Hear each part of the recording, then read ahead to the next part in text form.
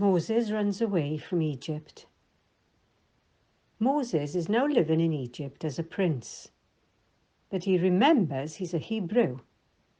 So one day he goes to where the Hebrews are working as slaves. He gets really angry when he sees one of his own people being badly treated by an Egyptian master. And in his rage, he attacks and kills the Egyptian. Soon afterwards, he goes out to be around his people again. This time, he sees two Hebrews quarrelling and fighting. He's saddened by this and tries to stop them. And then one of the Hebrews asks him if he plans to kill him, just as he killed the Egyptian. Moses is shocked. He realizes that someone must have seen him, and the story of the killing has spread everywhere. In fact, the story is spread to the Pharaoh himself, and the Pharaoh is now very angry with Moses and sends out the order to have Moses killed. Thankfully, Moses has already run away from the palace, knowing what would happen to him if he stayed. He runs far, far away till he comes to another country, Midian, and he rests near a well in the wilderness. While here, he sees 7 sisters coming with their flocks of sheep to this well. The sheep need water. Sadly, some other men, who are also shepherds, have come to the well just after. So they begin to drive the girls away. They want to water their sheep first. Once more, Moses is angry because they are unfair and they're behaving badly. So he bravely helps the girls. They're very grateful, and they return to their father, who is a priest.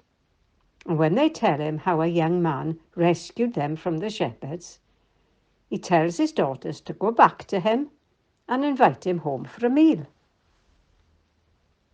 Moses not only has a meal with them, but he's invited to stay there with this family.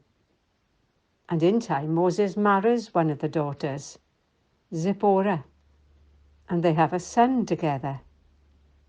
But Moses knows he doesn't really belong in Midian. He belongs with his people, the Hebrews. Meanwhile, back in Egypt, there's a new Pharaoh who works the Hebrew slaves very hard indeed. They cry out to God to rescue them from their cruel masters. And God hears, and he remembers his promises to his people. We find out that God has a plan to deliver them from their cruel masters. And we discover that Moses is a part of this plan, and a big part. And so we learn that Moses is to be the one to save God's people from Egypt and to bring them to a good land where they can live at peace and in safety, with plenty to eat and plenty of water to drink. God is good and kind. We also know that God has a much more wonderful plan of rescue. And this plan was from the beginning of time. God was going to send his very own Son into the world to save us from our sins. And just about 2,000 years ago, we read about Jesus, born in a stable in a little town called Bethlehem. This was the very baby that would grow up to die on a cruel cross and rise again to live forever in heaven. And because he lives forever, and because he is God, he can always forgive everyone who will turn from their sins and trust in him. And just think, you could be one of these happy people too.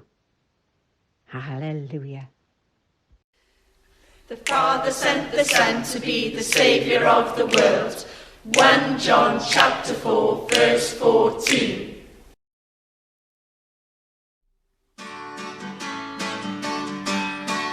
Grace is when God gives us the things we don't deserve. Grace is when God gives us the things we don't deserve. He does it because He loves us. He does it because He loves us. Grace is when God gives us the things we don't deserve. Mercy is when God does not give us what we deserve. Mercy is when God does not give us what we deserve. He does it because He loves us. He does it because He loves us. Mercy is when God does not give us what